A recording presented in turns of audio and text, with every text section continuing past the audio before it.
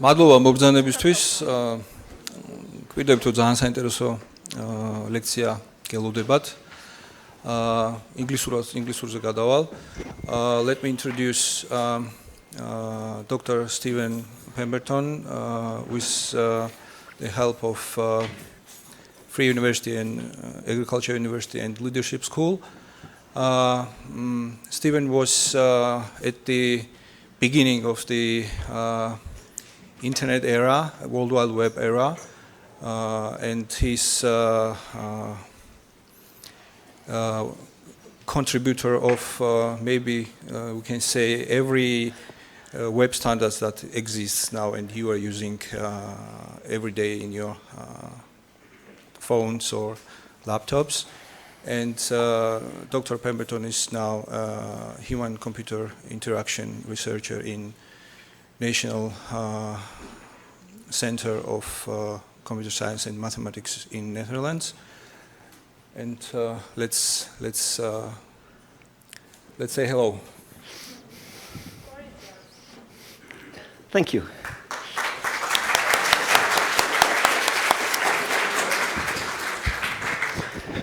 So it's great to be here. It's my first time ever in Georgia. And not only that's my first day, and in fact it's my first half hour in Georgia at the moment, because I've just got out of the car from the journey from Yerevan. So that's why I had to have that cup of coffee to get my brain back into gear. But anyway, it's great to be here. Thank you for inviting me. I'm very happy to be able to speak here today. So who knows who Alan Turing is? Is that a name that's known here? A few people. Yeah, he was sort of like the father of computing in the 50s in Britain. He was a great man who unfortunately died a very unfortunate death. But anyway, the point I mention him is because my tutor at university was a man who not only had built the first transistor computer, but in fact himself was a tutee of Turing. So that makes me a grand tutee of Turing, you might say. So anyway, I'm now a researcher, as was mentioned, at the CWI in Amsterdam, the National Research Center for Mathematics and Computer Science. And I went there originally to design programming languages, and I co-designed the programming language that Python is based on. Do people here know Python? It recently became the #1 used programming language in the world, so that's quite amazing, really. I was indeed there at the beginning of the internet, but in fact I was the first user of the internet in Europe. Not through any doing of mine. I just happened to be in the room next to the guy who set up the first internet node in Europe, in the next room to mine. And when it was running, he knocked on my door and he said, "The internet's working." And I said, "Oh, great, thanks. Let me just try it out." "Yes, it's working. Yay." And that made me the first user of the internet in Europe. And that was 30 years ago last November. So quite recently, really. My research at that time led me to build a system that, if you saw it now, you would recognize it as a sort of a browser. This was before the internet, actually. So that when the web came along, my research group said, "Hey, look, that's the same stuff that we're doing now. Great." So I organized some workshops at the first web conference in 1994. And there I met Tim Berners-Lee, who's the person who designed the web. And he said, "Oh, well, of course, he knew the CWI because that's where the internet was coming from. And so he said, 'Oh, well, we really need help in getting the web off the ground. Will you come and help us set up the World Wide Web Consortium?' And through that, I started chairing meetings at the W3C. And as a result, I've co-designed a number of web technologies, including CSS, HTML, XHTML, and ODF as well. So that's me. So now let me talk today start my talk today about what I want to talk about. I want to compare the internet, the growth of the internet, with the growth of books originally. So this is a print that I have on my wall at home. It's dated, I forget now what it says. Oh, in 1790, it says at the top. It's dated 1790. It's very dear to me for 4 reasons. Number 1 reason is because it was left to me by a dear aunt in her will. And reason 2 is, probably the reason that she left it to me, is because it's a print of the town, the city that I grew up in, St Albans in Hertfordshire, just north of London. This is the cathedral. In fact, for a couple of years I lived more or less with this view at a house at the bottom of the hill here. Number 3 reason, and sorry, so that's the print in 1790, and that's the view of it now, so you can see it hasn't changed that much. There's just more trees, if anything. Another reason why it's dear to me is because in small writing at the bottom it says, copied by E. Grosser, Esquire, from an ancient drawing said to have been made by Levens, a disciple of Rembrandt. Now, I live in Amsterdam. I live in a street, a street on a canal where Rembrandt had his studio. So this is another reason it's dear to me. And in fact, Levens wasn't a disciple of Rembrandt. He was a friend of Rembrandt. But whereas Rembrandt never left the Netherlands, Levens did. As a fairly young man, he got called to the British court and painted a lot of royalty. He was a very good portrait painter, and in fact many of his paintings are still in London to be seen. But the interesting thing about this was, well, if this is true, if it is a copy of a drawing by Levens, then we know something about where he went as well, because that meant he went to St Albans, where I grew up as a child. So I wondered to myself, would it be possible to track down the original drawing? Would there be some way of finding that original drawing? Well, thanks to the web, and thanks to the semantic web in particular, at europeana.ul, in fact, I could answer that question, and I found the original drawing. It's not very easy to see, so I photoshopped it a bit so you could see it a bit better. And as you can see, it's definitely the same drawing. So in other words, I discovered that indeed the original drawing was made by Levens. So that was quite exciting, really. Oh, sorry. And the 4th reason why it's very dear to me is that building there is my school, the school that I went to. When Levens was there in 1650 or something, my school was already running, because my school is actually very old. It was founded in 948. Now, I know that for Georgia and for Armenia, 948 is new, but for England, 948 is a very old school. It's not the oldest school in England. It's actually only the 12th oldest, but that is my school building, and I have actually received lessons in that building. So this is how that building looked 100 years ago, and I can tell you that it doesn't look any different now at all. There it is. So this is my school, part of my school actually, but the oldest part of my school, the oldest building, where I grew up, in the town that I grew up. And the interesting thing about this building is that it's the place where the 3rd printing press in England was set up in 1479. England was in fact quite late in starting printing, so 1479 is fairly late for the 3rd printing press in England, but we can excuse them because they were having a civil war at that time, so it would have delayed them installing printing presses. So here's an example of a page from that printing press, a page of a book that they printed there. It was the Chronicles of England. It was printed in 1485. And the interesting thing to note about this is that it looks like a manuscript. That for some reason or another, which I will talk about, the early books look like manuscripts. For the first 50 years of book printing, books did their best to look as if they'd been written by hand.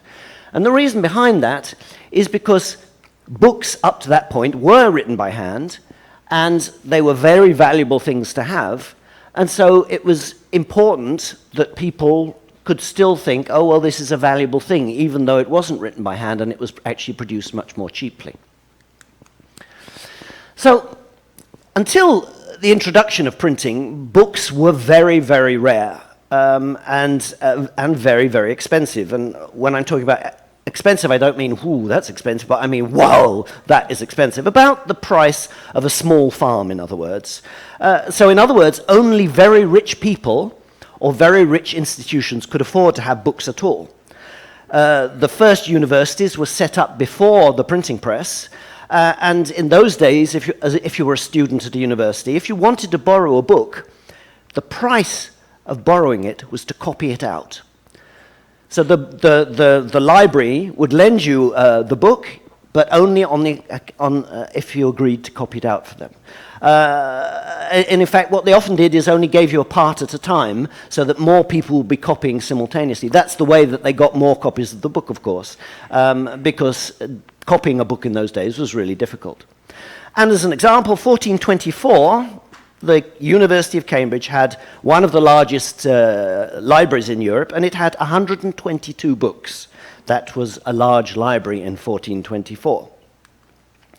So apart from those poor students having to copy out the books that they were borrowing, the only other producers of books were the monasteries.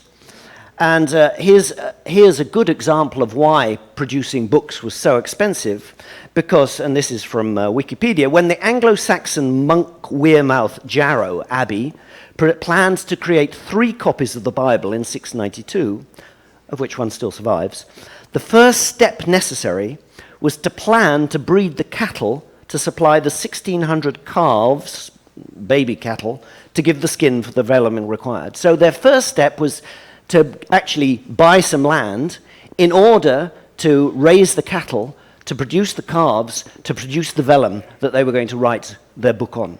So in other words, it was a hugely long process.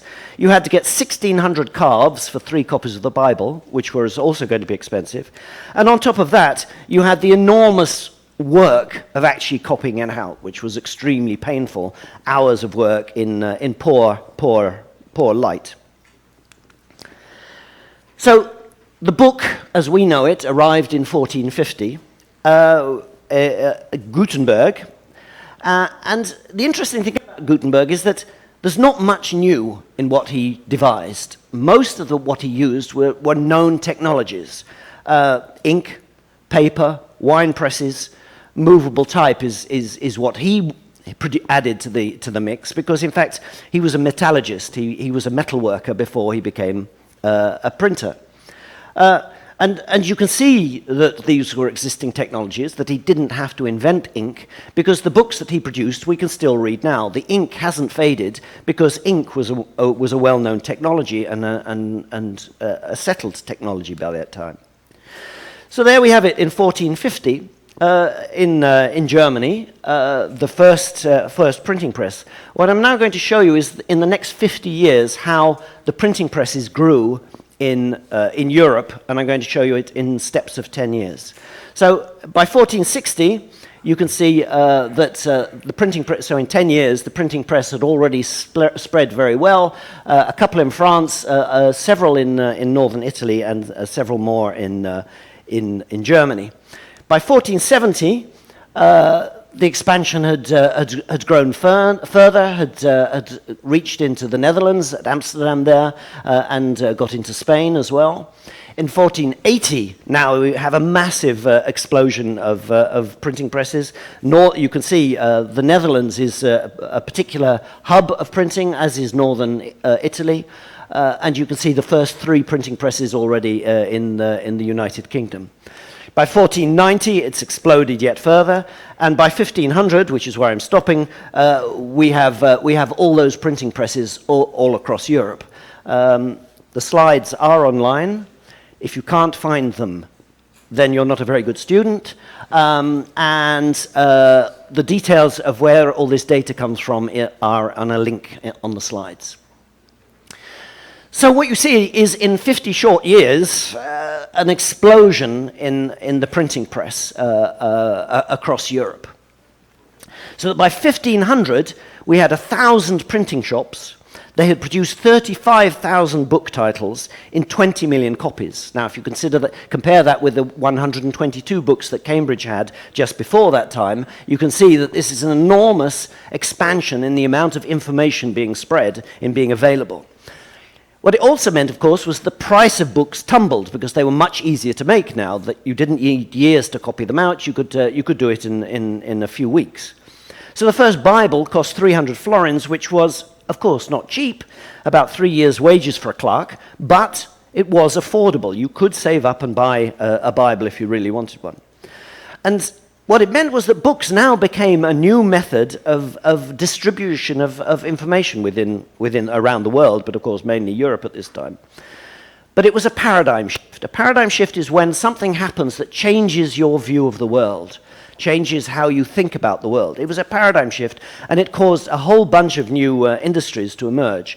Of course, the first one was paper production. In fact, it's fascinating to track how paper mills started popping up all over Europe as printing presses came around. Because if you didn't have a source of paper, you couldn't be a printer. And so the first step to setting up a print shop was to find somebody who was willing to make paper for you. But then you had bookbinders as a separate employment. You had publishers of books. You had bookshops, and you had newspapers. And the thing is, it was also gave people a reason to learn to read. Up to that point, most people were illiterate. But all of a sudden, with the availability of books at a reasonable price or easy to get hold of, it meant that there was a really good reason to learn to read that they didn't have before that. But what we also notice is that the new supply of information enabled the rise of Protestantism.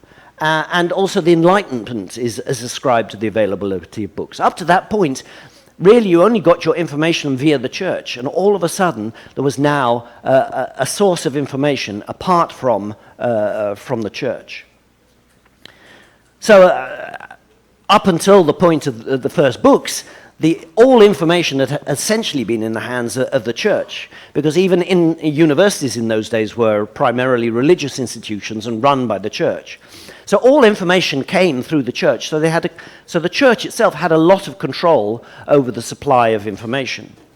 So they really disliked books. You would have thought, that they'd love people having copies of the Bible to read, but in fact they didn't, because it meant you could read it yourself and not get that information through the filter of somebody telling you how to interpret it. So the church and the state with them instituted censorship to try and control the flow of information. And writers were killed or imprisoned for saying things that the church didn't like. And Galileo is a good example. I mean, the poor chap, he only said that the earth moved around the sun and not the other way around. And it was only because he was well respected that they didn't kill him, and they just imprisoned him in his house for the rest of his life. And in fact, it was only not fairly recently the church finally said sorry for. It took them 300 years to apologize for what they did. But of course, Galileo, it was too late for Galileo by that point. As a result of this censorship, many thinkers and writers relocated from where they lived to get out of the reach of the church. And Amsterdam, where I come from, was one of those places. And that was because Amsterdam had a much more open acceptance of different ideas. And so there's a very interesting quote here from a book by Russell Shorto about Amsterdam, where he says, "The twin occurrences, that the city became a hub for scientists, everybody rushing away from censorship, and that it became the center of publishing, fed one another, resulting in the astounding fact that over the course of the 17th century, approximately 1/3 of all books published in the entire world were produced in Amsterdam." So that's quite amazing that happened. What we also saw after the introduction of the book is how information started increasing, and not just increasing linearly, but exponentially. That is, in other words, doubling over fixed periods. So here's an example of that. In 1665, purely by chance, the first two scientific journals appeared, one in Paris and one in London. But from that point onwards, right into the 20th century, the number of scientific journals doubled every 15 years. So, in other words, after 30 years, you had after 15 years you had 4, and after another 15 years you had 8, and so on. And so this is a graph of that growth. You can see at the very beginning wasn't quite exponential, but very soon after that, after about 10 journals, they really grew exponentially right into the 70s. And the interesting thing is that at a given point, there was so much information coming in scientific journals that the idea of abstract journals that abstracted the information, that gave you an overview of the information that was available, started appearing, so that you could read those and then only pick out the articles that you were really interested in. And as you can see, those too grew exponentially. So, now the internet. Well, we knew it was coming. I worked at the CWI. The guy in the room next to me said, well, you know, we're planning on connecting to the internet sometime soon. And on the 17th of November 1988, that was when he knocked on my door and said, the internet's working. Now, it was a massive 64 kilobits per second, linking the whole of Europe to the whole of America. But luckily, the whole of Europe was just me and a couple of other guys in my corridor. So this is the first, a well-known first email that was sent announcing that the internet was up and running, that caused him to come and knock on my door. So that was the first computer that ran the internet for Europe. It was called Boring, but it was more widely known as MCVAX. And it ran for about 5 years running the internet. But of course, your mobile phone is about 1 million times faster than that now. But in those days, that was one of the faster computers available, and it ran the internet for us. So, as I said, when it first switched on, the internet was running at 64 kilobits per second. So a year later, they doubled that. And it was, yay, double the speed, wonderful, fantastic, 128 kilobits per second. But the funny thing is, since then, it's more or less doubled every year. So AMSIX was created, which is the Amsterdam Internet Exchange, which is now the largest internet exchange in the world. And when it was created, it was running at 2 megabits per second, which is less than you have at home now. And this is roughly the graph of the data that's going through AMSIX. So that it's now, and this is the building that AMSIX is in, it's now running at 6 terabits per second. Tera is 1 million, so 6 million bits per second are passing through the wires to that building. Now, 1 million is a big number. Anybody want to guess how many seconds, if I said 1 million seconds, how many years that would be? Do you think it would be 100 years, 1,000 years? Well, it's 30,000 years. 1 million seconds is 30,000 years, so it's a huge number, and that's the amount of data traveling through that machine. Now, through that building. Now, as you can see, there are no windows in that building because it's just filled with computers. There are so many companies that want to be as close as possible to all that lovely internet with the smallest latency possible, that there's hardly anybody in that building, and therefore it doesn't need windows because there's nobody to look out. At home too, this is my home bandwidth since 1982 actually. And at home too, the bandwidth has been doubling. It's not quite yearly doubling, but on the other hand, it's been getting cheaper as well. But everywhere you see this exponential effect of doubling of the amount of information, doubling of the speed of the internet. So, as I said, the first thing I did when I logged into when I used the internet on that day was to log into a computer in New York. And the thing to note is that it cost me cost nobody any more than logging into a computer in Amsterdam. Distance didn't make any difference, as you know. I mean, you can go to a website in New York or a website in Australia or a website in Tbilisi, and it doesn't cost you any more. Now, before 1988, phoning long distance was really expensive, really, really expensive, eye-wateringly expensive, so that phone calls in those days were in the locality was cheap, and if you wanted long distance in your country, it was rather more expensive, and if you wanted to go abroad, it was more expensive, and the further abroad you went, the more you paid. It was sort of what people thought was reasonable, but in fact it didn't match reality because it didn't match the costs. Indeed, there's a cable going across the Atlantic to New York, for instance, but thousands of people are using that simultaneously all the time. The expensive bit of a phone call is actually your local connection from your house to the exchange, because there's only one person using that, and that person is only using it every now and then. So in other words, phoning internationally is no more expensive than phoning locally, because the expensive bit of the connection is your connection to the exchange. Now, that is what the internet showed us.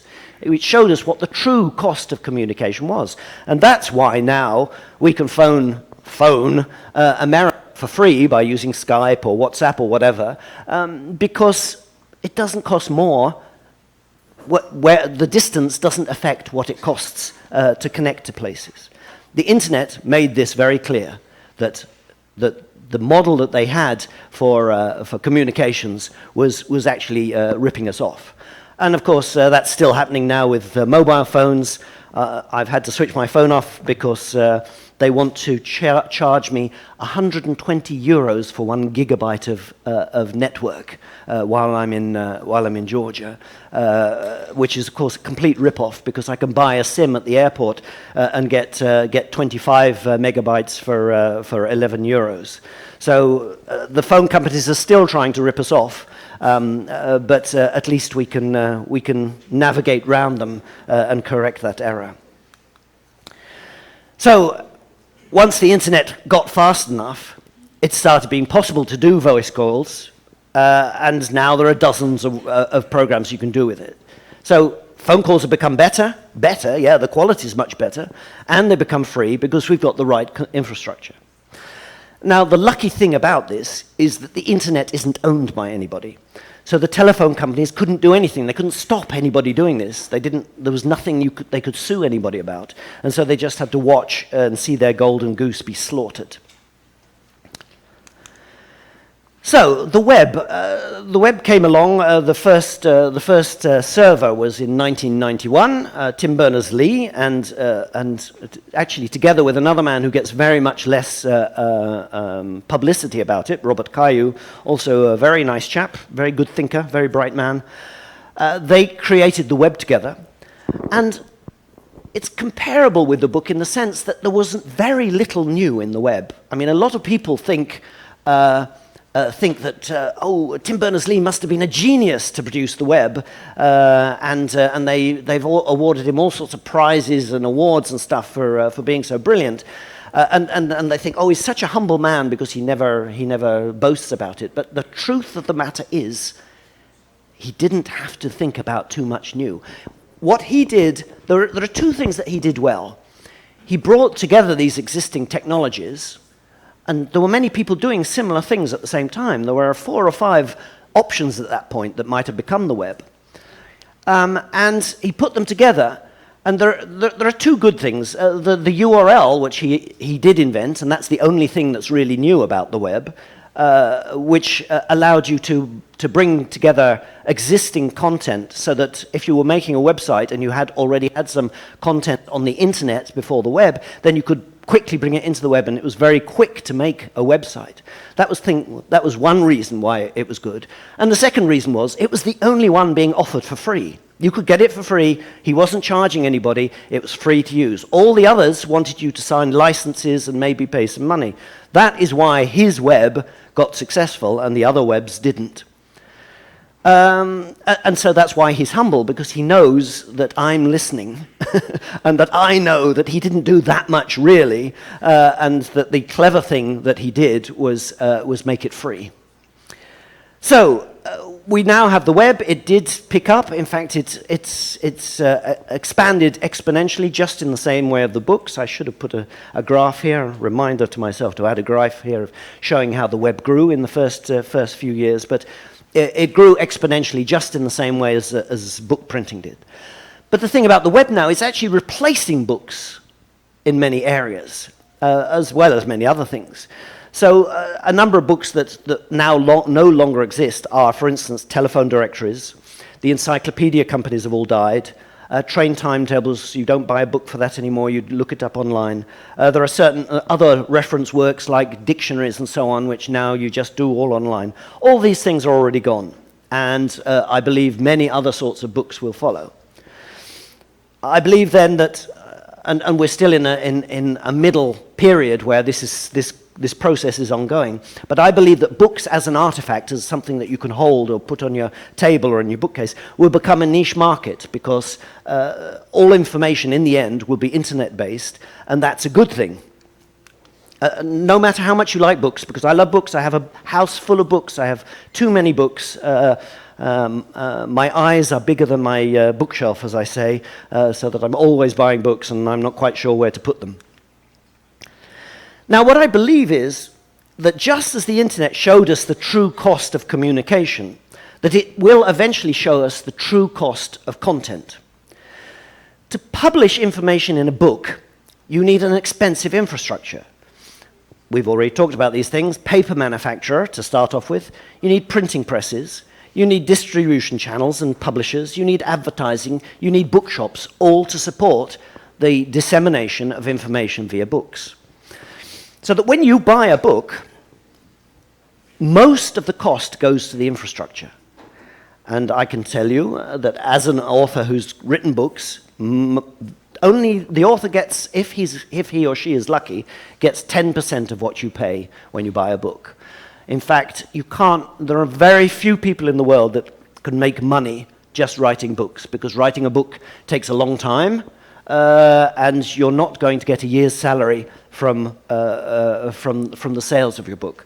I recently read an article that suggested that the average book yields 3,000 euros for the author. So if it takes you a year to write a book, you've got 3,000 euros. It's not a lot of money.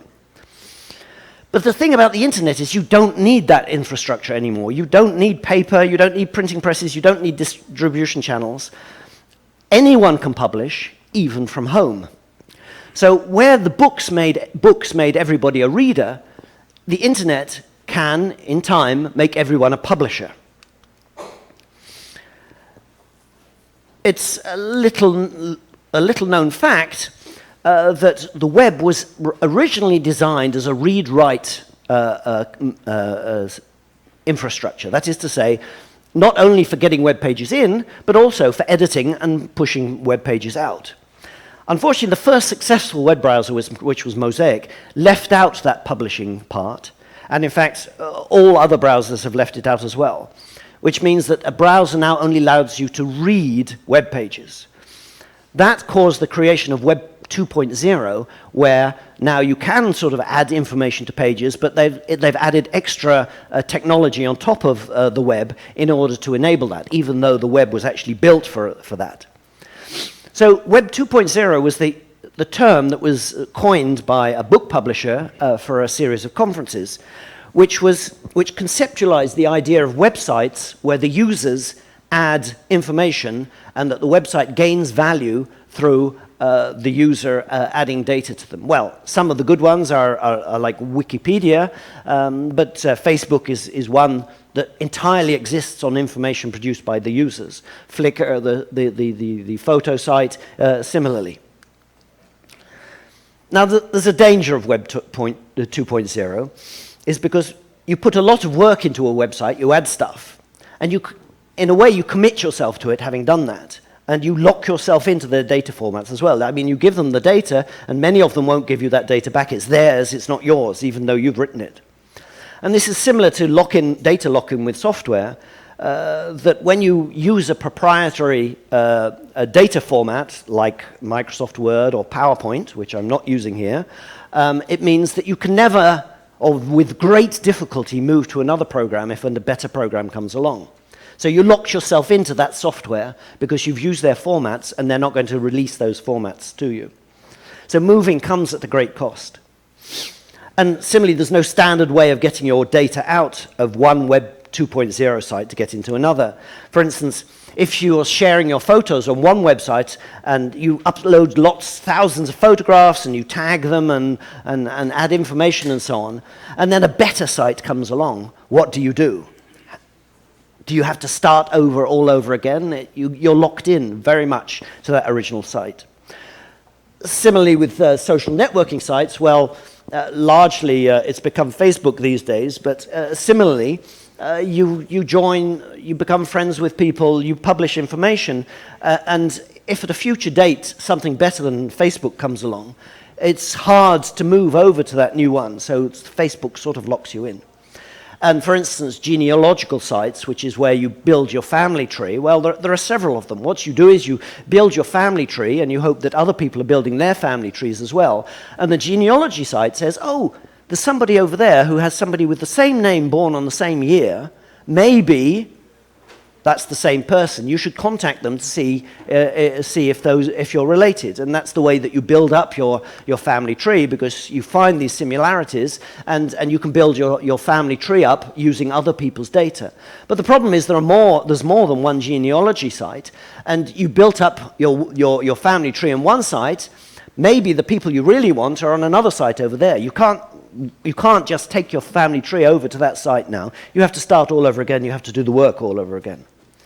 We're very lucky that email got standardized before companies could get their hands on it, because otherwise we would now be suffering with lots of different email standards and we wouldn't be able to exchange mail. I mean, that with messaging sites, that's already the case. You know, you've got WhatsApp and Skype and all the other different, and Facebook messaging.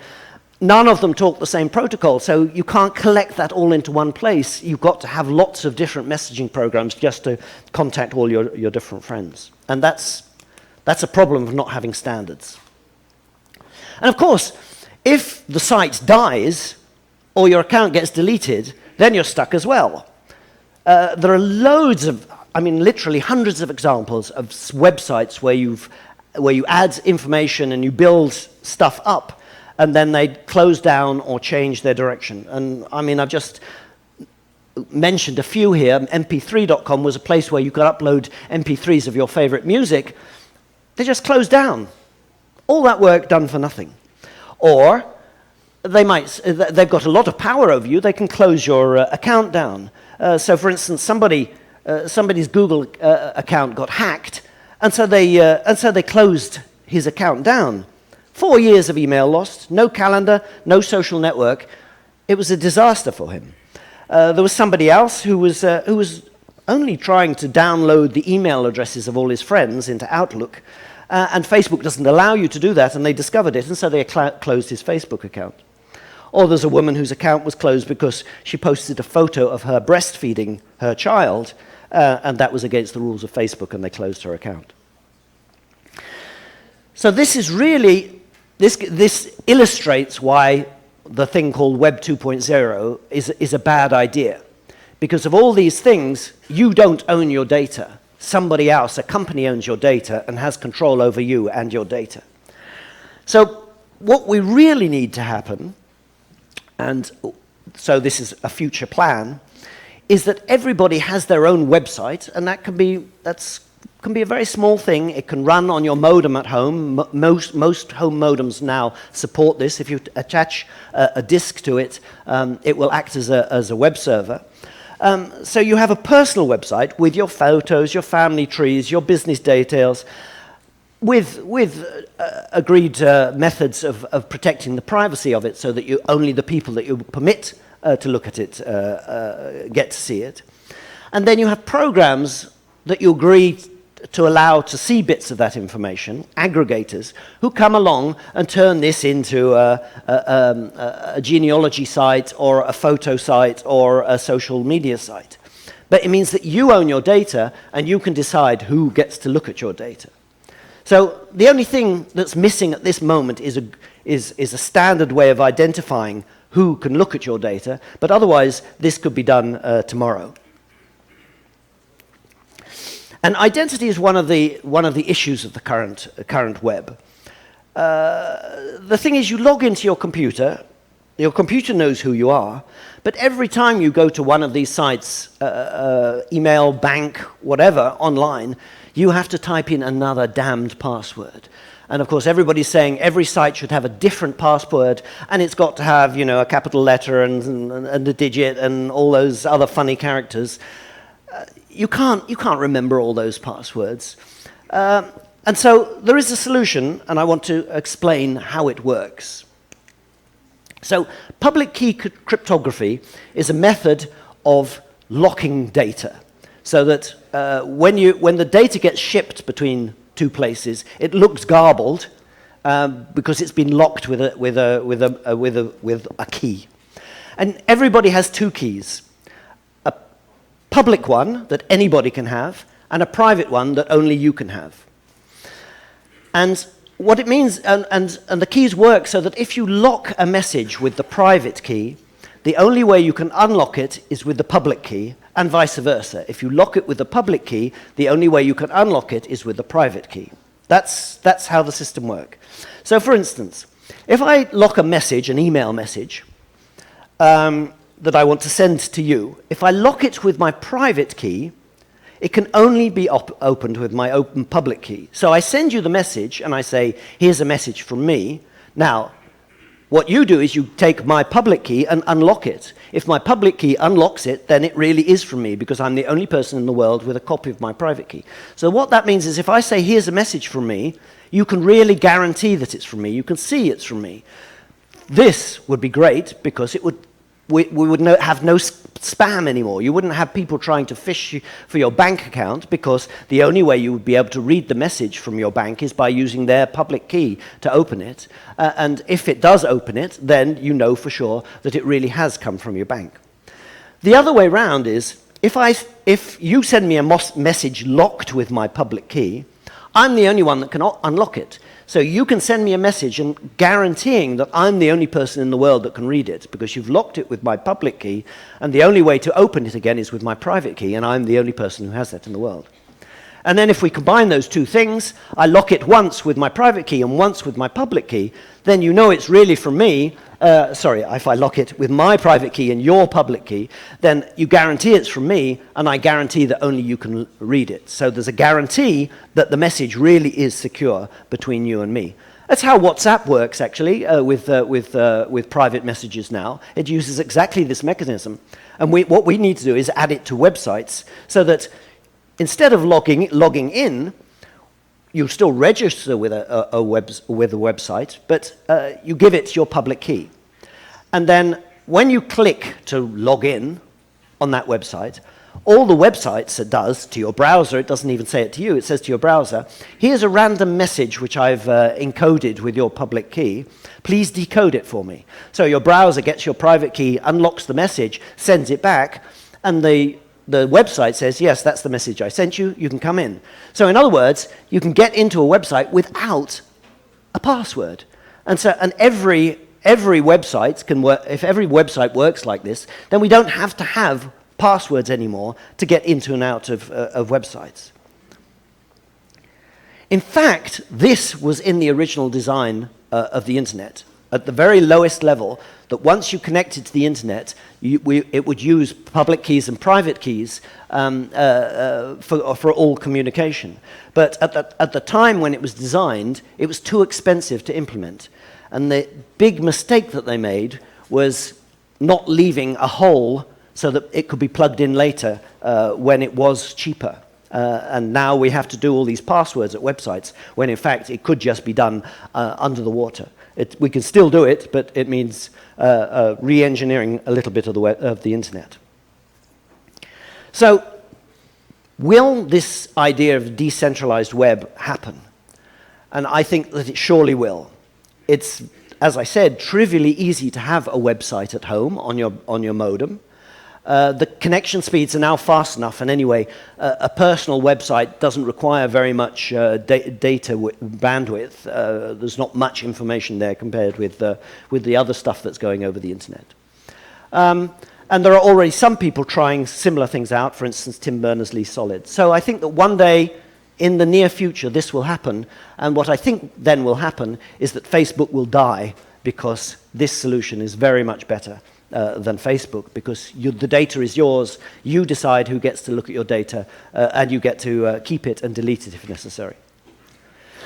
All right, I'm getting to the end, but I want to talk a little bit about the Internet of Things, which is the newest development of the Internet. Now, the name is a bit misleading because it makes it sound like it's a different Internet, but it's not. It's the same Internet. It's really just things on the Internet.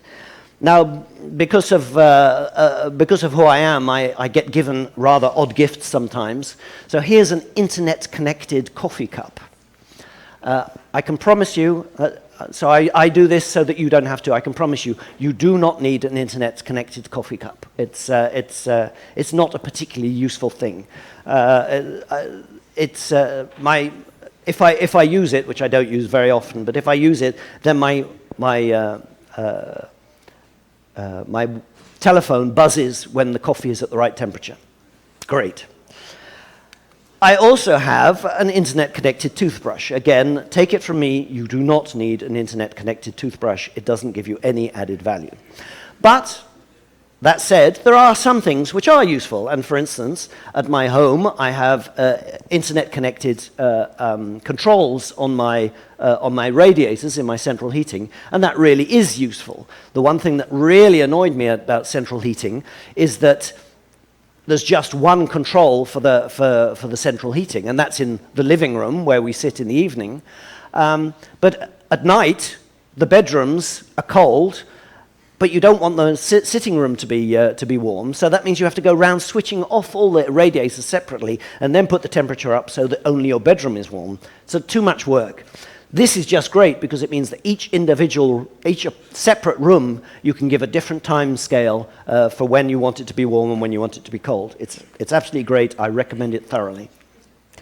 However, as great as that might be, there is a danger with the Internet of Things, which is exactly the same as the dangers of Web 2.0, and namely that everybody who wants to sell you an Internet of Things device wants it to go via their servers. It wants all the data to be stored on their servers. And so with the same sort of arguments, there's a danger there. For instance, if the company dies, your devices die with them. There are examples already. Lowe's, for instance, in America, it had internet-connected devices for your central heating. They decided not to go through with it. They closed it down. Completely useless. You put all that money into these devices and you can't use them anymore. You have to start again from zero. Or this watch is the Pebble watch. That was an internet-connected phone. Pebble went out of business. An internet-connected watch. Pebble went out of business. The watch now only tells the time. So, again, there needs to be solutions for this, which I think will also be having a web server in your own home and not using third-party websites. So I'm wrapping up here now. So the future. So the current internet is still very immature. I wouldn't say it's in its infancy, but I would say it's in its adolescence. It's like an irritating teenager, grumpy at times, and won't do what you say you want it to. Won't do what you tell it to do. It's got to get better. When books were first introduced by Gutenberg, it took 50 years before they had the bright idea of not having to copy a manuscript anymore. After 50 years, somebody said, hey, why don't we use a typeface that's easier to read?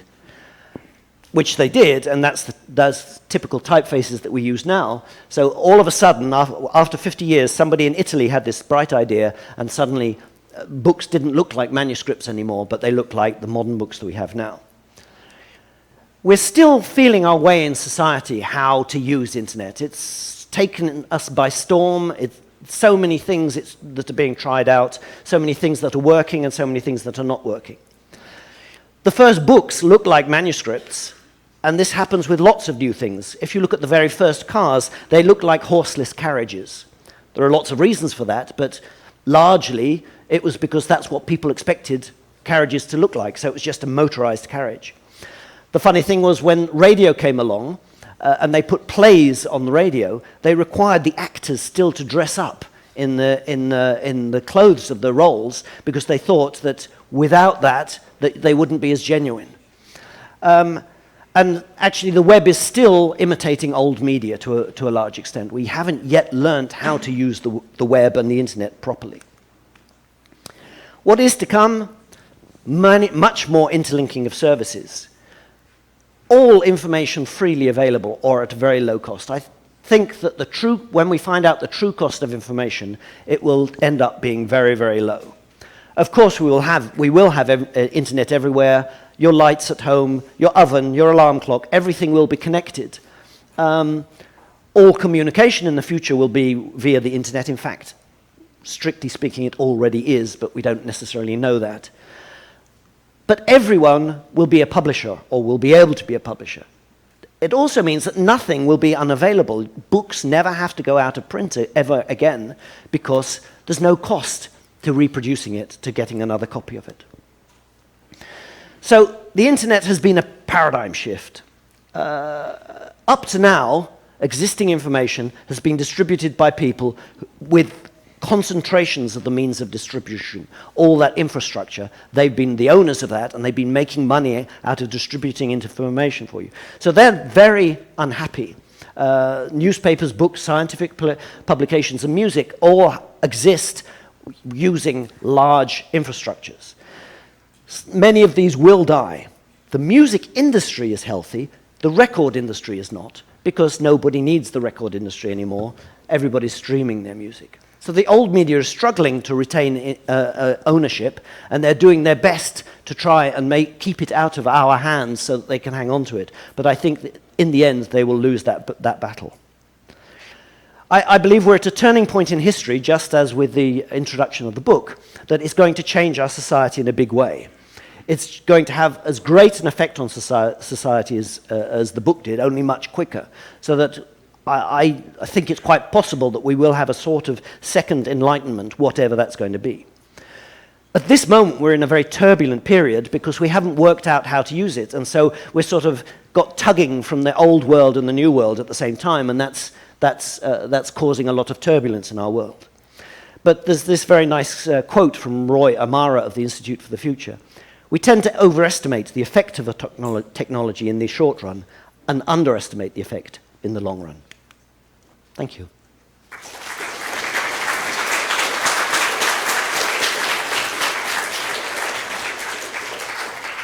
There's time for questions. Fire away. Yes. Wait, microphones, because it's being broadcast in the red shirt.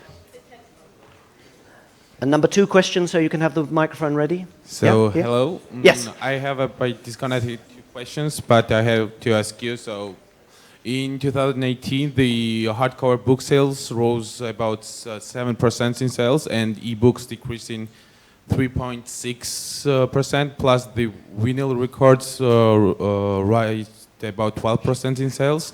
And do you think that the people aren't ready to have the untouchable, like abstract things? They are not ready to give their hard-earned and material properties? It's an interesting question. So your point is that recently paper books, the sale of paper books has increased, right? Yes, this is right. This is right. I think there are a number of factors playing in here. One of which is that the interface to paper books is not, to ebooks is not very good at the moment. That it's the interfaces to ebook that make it not such an enjoyable process of reading a book. That there are many advantages to having a solid book in your hand. For instance, you can see how big it is, you can see how far you've read, you can turn over corners of pages, and you can easily give it to somebody else. I believe that these problems will be solved in the long run. It's a human-computer interface problem that we haven't yet solved. Because on the other hand, music, people haven't gone back to the CDs. I mean, it's true that there's been a rise in the sale of vinyl records, but it's a tiny little comparison. I mean, the number of vinyl records compared with the amount of streaming is negligible. So that people have willingly gone over to virtual music, let's say, without that worry. So I believe, although I have some other reasons that I think it might be also the case, but certainly I think that the interfaces of e-books are not yet properly worked out. Yeah, thank you. And the second question I had, so don't you think that huge companies like Amazon that distributes and collects a lot of data via their cloud services can like overtake, I don't want to use this word, but it's close to meaning, overtake the streaming and huge data of internet and like monopolize them and put their visions to their internet development, plus hinder some decentralization of the main goal of internet is to be decentralized, as you said, and it may hinder this process, plus make their they can weave their political views into this development and so on and so on. And is there any? So the centralization. Well, in fact, that's what I was complaining about there. And so what I was suggesting at the end there was the mechanisms necessary that we have to install in order to overcome that problem of everything being centralized into a small, a few large companies, a small number of large companies. So that you can still stream your music. I mean, streaming music now, I mean, it's great for us as people listening to the music, but the people who made that music, they get next to nothing. You can't make money from recorded music anymore like you used to with CDs. Because whereas you used to get 10%, and I mean, that was also awful because most of the money was going in the infrastructure, now they're getting even less. So the plan that I was presenting there was that this music is still available for streaming, just not centrally. We have to get the internet back to its roots, the web back to its roots, where it was distributed everywhere, where you have everybody has their own web server, that you don't only read data, but you also send it. So that if you're a musician, you've got all your music on your web server, which can be collected by aggregators, but you decide who gets to see it, and you decide the price as well. Thank you very much. Oh, and back there as well. Can you maybe give the back there for the next question? Yes, yeah, go. You go while they're doing that. Question. Yeah, you go now. They go next. So the question is, as you say, we need to decentralize, we need to have own web server, whatever, and so on. Yeah. Personally, I have everything. This since late 90s. I have my web server, my music streamer, my internet of the thing, my email server, whatever. But you know, my and your hair are white, and we're old, and we know all that. And how about youngsters?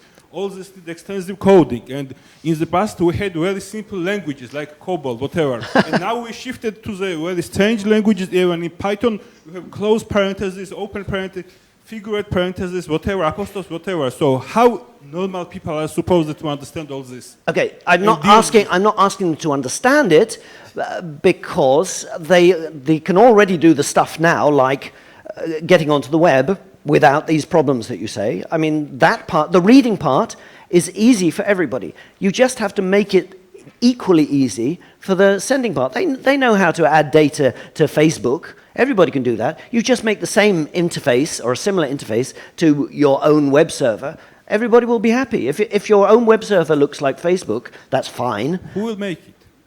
You. Me. Him.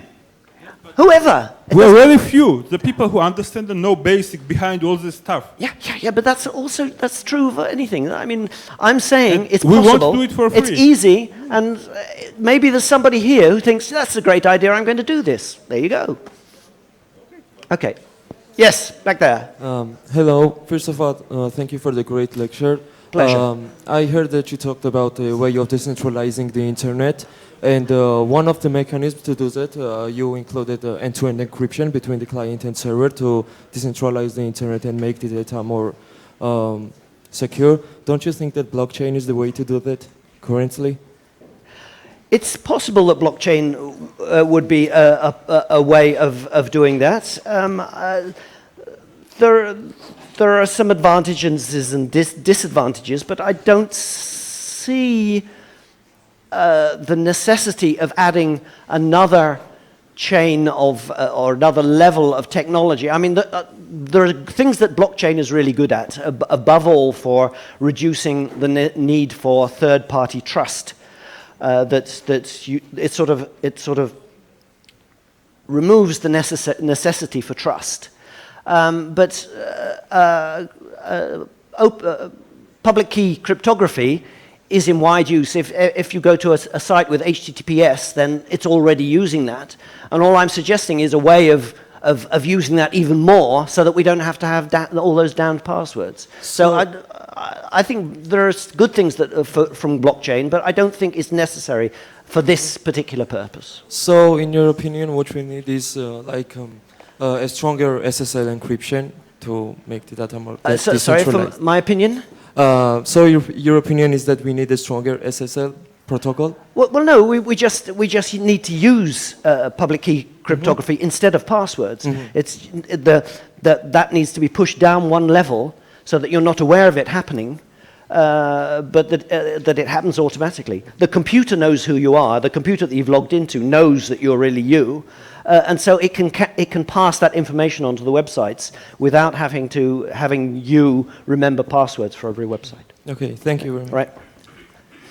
Who's next? Me. Yeah. What's your opinion about the Matrix protocol and the Mastodon social networks federations? Well, I think anything that tries to solve some of these problems is great.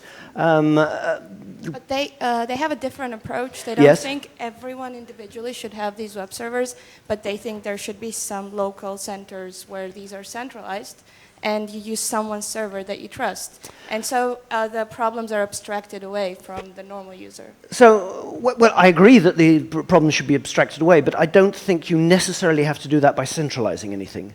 Well, it's technically decentralized, but very, very locally centralized. Well, so I could host a server that connects my friends, or maybe a community or something. Yeah. Well, that's what I'm suggesting. That's similar to what I'm suggesting. Yeah. Here? Yeah. Hello. I have two questions. Yes. First is, do you think that key encryption, public key encryption, would be the solution of two generals dilemma? Of which dilemma? Two generals dilemma. Will you explain? That's a dilemma which occurs when two people are linked with unreliable source, and it's like metaphorically called two generals dilemma. While two general approach the one castle to attack it, they could send each other messengers, and one general will never know if their messenger would reach another general, and vice versa. And key public encryption could solve that or not? I think that problem's actually already solved at a lower level in the internet. So I don't think the internet has that problem. And my second question would be that how do you think Elon Musk's Starlink affects... The which, sorry? Elon Musk's Starlink satellite coverage of the internet around the globe. Oh, yes, okay. And how do you think that it will affect the web as we know it today? Satellite connection of the internet? Yeah.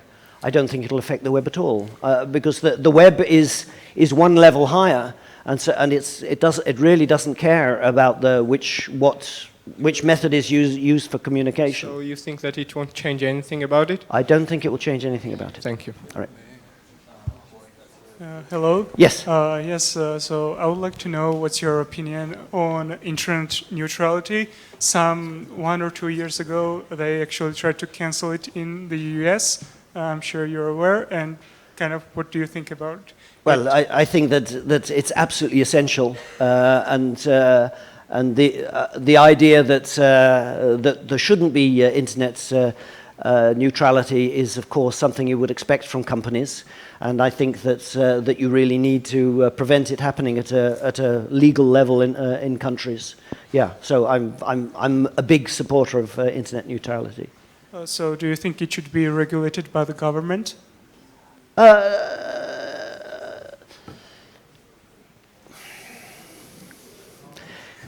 It's not the same thing. Having laws about how people can use something doesn't necessarily mean that it's being regulated. So no, I don't think the government should regulate it, but I think there should be laws to prevent it being misused. Thank you. All right. Back there? We have a chair. Oh, here's the next one. All right, so the next... Okay, So my question is basically like this.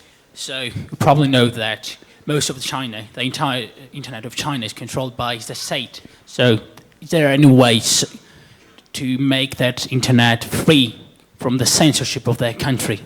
It's a really tough question, I know, but it's a tough question. Is there any way to evade that censorship and make it free? Yeah, in country. Change the government. Well, they tried in Tiananmen Square, but they failed in 1989, so, you know, it kind of work. It's tough, and it wasn't meant to happen, of course. I mean, it's terrible that they do this, and it's a real pain if you go there as a visitor and you can't even use Google. I don't have a solution, but this is a greater problem than just the internet. Because the entire autocracy is imposing their political ideas on them. So. Sorry, speak into the microphone because it's going out live. So.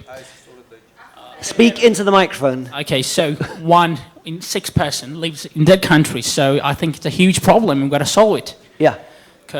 But it's not for the internet to solve. It's a higher level. It's a higher level that needs solving. Mm-hmm. Thank you. Okay. Oh, me. It's me. Oh, it's me now. Oh, it's you now. Oh, yes. Yeah, I can add one more thing about China also. Chinese websites don't use SSL at all. The old internet is only on just HTML, and it's like transparent and open. I'm just adding this. So there is no SSL in China, in Chinese internet. A part of it's censored and everything. My question is about... Oh, there is a question, sorry. About this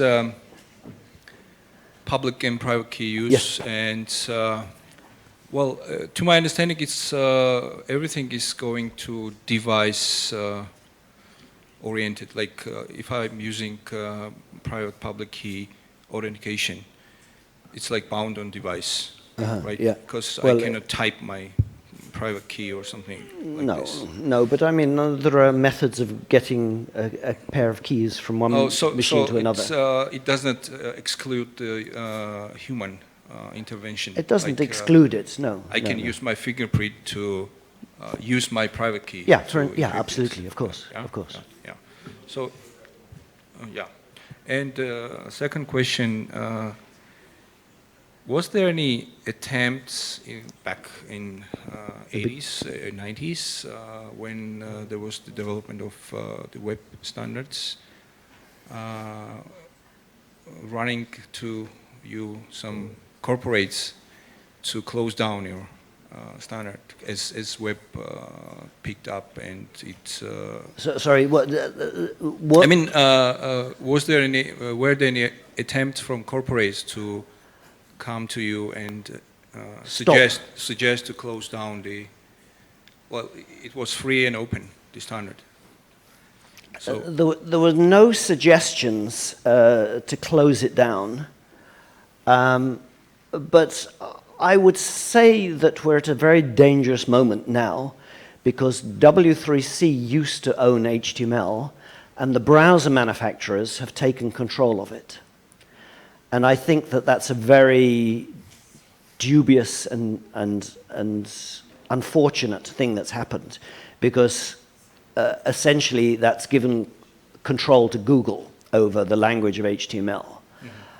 It's no longer controlled at W3C. It's the WHAT working group, which is basically Google plus a couple of other companies.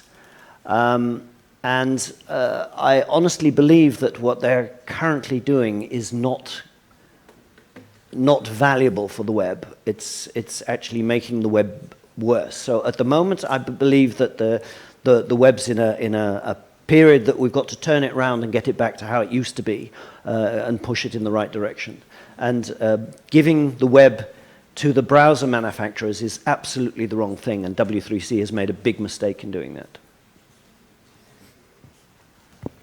I have a question. Who am I talking Hello. to? Hold your hand up. And as you said, in the future we would have our private sites, but sorry, say again. In the future we will have our private sites, but it is a problem because all of us know programming, so there should be one kind of converter that will convert our input. But don't you think that is more dangerous because we are dependent only on one converter, and if this converter runs off, if it damages, all of our data can be damaged? No. I don't think it's required to be one. I mean, we agree on standards for the data formats, but that doesn't define how you access that data or how you produce that data. So it leaves you free to have a dozen different ways of doing it, just like with HTML. There are lots of HTML editors and website builders, and it's the underlying data formats that are standardized, and then you're free to have any interface you like. But we don't know any kind of information how it would be. We don't know how to do it. Of course we don't know how to do it. That's what Facebook's about. Facebook does it. We don't have any converters that converts our information, and can we build our own site today without knowing any programming? You can do it without knowing programming. Yeah, I mean somebody's got to program it, but that's not the end user. You just type in the stuff that you want to type in, just like on Facebook. I'm guessing most people here know how to do that on Facebook. It's just a similar interface. It's not a big deal.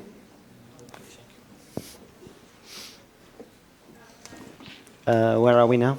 Oh, down there. Yep. First of all, thank you very much for your marvelous speech and talk. It was really very interesting. I want to go a little bit back into the history. You mentioned in the very beginning Alan Turing. Turing, yes. And just of curiosity, I've heard, and rumor has it, that he hired people for his project based on their ability to solve crossword puzzles or build crossword puzzles. Maybe you've heard something. So this is for the when he was working to try and solve the cryptography of the German Enigma machines, and at that point he wanted to find people who he thought could solve problems, and so. At that point, there weren't many. I mean, nowadays you have Sudoku and all sorts of different problems that people could solve. But in those days, the only thing you really had were crossword puzzles. But it is true that he used that as a test to see how people thought, in attempt to filter out people who might be. So it's not just an urban legend. It's not an urban legend. It's true. Yes. Not that I ever met him, but I have read books about him, and he really did that. Yes. Any more? Time to go home? All right. All right, well, thank you all.